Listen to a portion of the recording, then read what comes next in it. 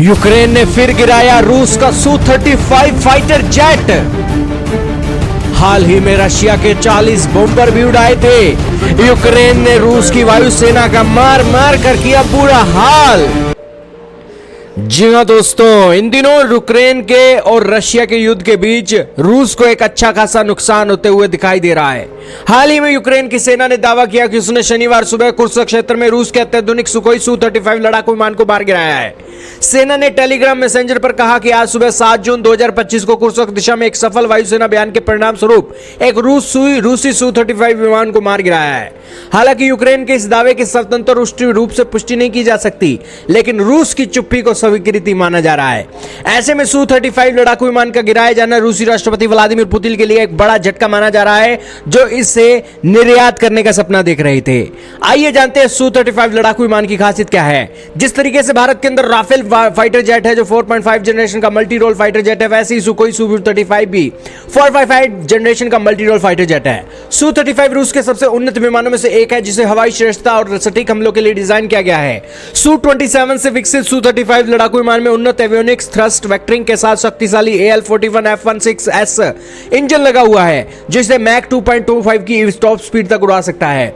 इसका इर्बिस ई radar 400 kilometre दूर तक के लक्ष्यों को पता लगा सकता है, जबकि इसके शस्त्रागार में हवा से हवा मार करने वाली घातक से घातक मिसाइलें, गाइडेड बम और एंटी शिप हथियार शामिल है। सुपर मैन्यूवरेबिलिटी और इलेक्ट्रॉनिक युद्ध सुविधाओं के साथ Su-35 डॉग फाइट और जटिल मिशनों में उत्कृष्ट लड़ाकू विमान है। सीरिया और यूक्रेन में तैनात रह चुका यह विमान रूसी वायुसेना की रीढ़ की हड्डी बना हुआ है। इसे अमेरिकी F-35 यूरो फाइटर टाइफून जैसे पश्चिम लड़ाकू विमानों का सबसे बड़ा प्रतिस्पर्धी भी माना जाता है। यही कारण है कि रूस एंटी अमेरिकी लॉबी करने वाले देशों को Su-35 लड़ाकू विमान का ऑफर दे रहा है।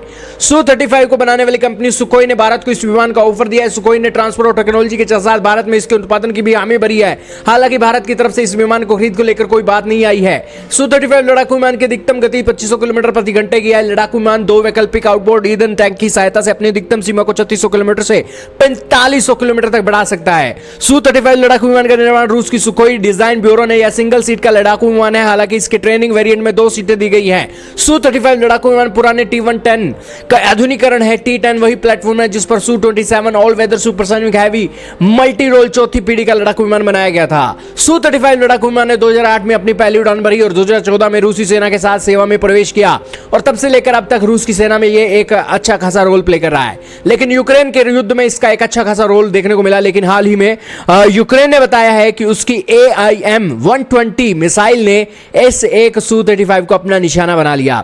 7 जून की एक सुबह AIM-120 BVR air to air missile ने Su-35 फाइटर जेट को गिराया, और उसकी एक वीडियो भी एक मैदान पर जलते हुए इस फाइटर जेट की आई है, और तस्वीरें भी यहां पर दिखाई दे रही हैं। खैर दोस्तों, कुछ भी हो, एक छोटा सा देश यूक्रेन ने रशिया के धुएं निकाल रखे हैं, और रशिया को अब कुछ होश नहीं है कि आखिरकार इस यूक्रेन का इलाज करे तो करे क्या।